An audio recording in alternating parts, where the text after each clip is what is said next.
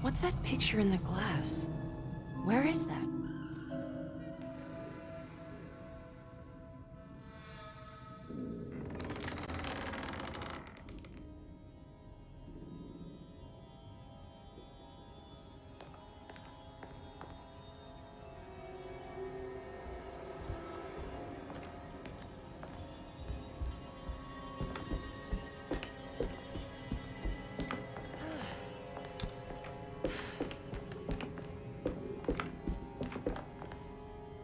Good to see you again, Miss Hartwood.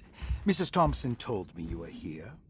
She also alerted me that you brought a detective with you. I'm very curious to hear what this is all about. You don't remember me, do you, Miss Hartwood? We met at your family's house in the Garden District, when your uncle was about to be admitted under my care. No, I remember. Sorry. I'm not really feeling well. Oh, well, in that case, have a seat. Let me make you a drink. I don't seem to have made much of an impression on you. On the other hand, I can vividly recall you and your parents. Because of our cheerful disposition, I'm sure. You are far too intelligent to think that. You come from a joyless family, Miss Hartwood. The only amusement I took from my visit was discovering that the young lady's drink was an old-fashioned. Very astute.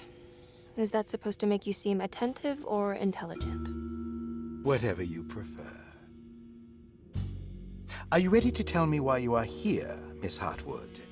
And why you brought a detective? I received a letter from my uncle. He seemed certain that he was in danger here. If I find out you're treating him badly, I'll be taking him back with me to New Orleans. Really? Is he going to live with you in your tiny garçonniere? That would be a spectacular way to ratify your spinsterhood. Because you are well aware that your father would never let him back in his house. No, I have it. Maybe you can bring him back up north. You've been wanting to move back for quite a few years, haven't you? You always preferred your mother's side of the family. Jeremy is free to leave with you. I won't object. However, there is one problem, as you might have learned. He is, in fact, missing. Do you know where he could have gone? No, I'm afraid I don't. I have my staff looking for him. I'm sure he will show up eventually. Especially if he learns that you are here. He is quite fond of you.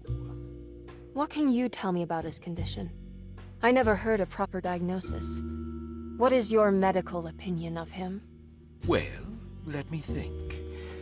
He is an anxious man, depressed, even. He suffers from a perceived lack of order in his inner and outer life. He constantly complains about events not presenting themselves according to their divine nature. And the Dark Man? Hard to tell if it was ever anything specific. Jeremy uses the Dark Man as a psychological scapegoat to avoid facing the truth that he is in any way at fault. You don't think there can be any truth to the Dark Man's supernatural existence? Why would you ask that?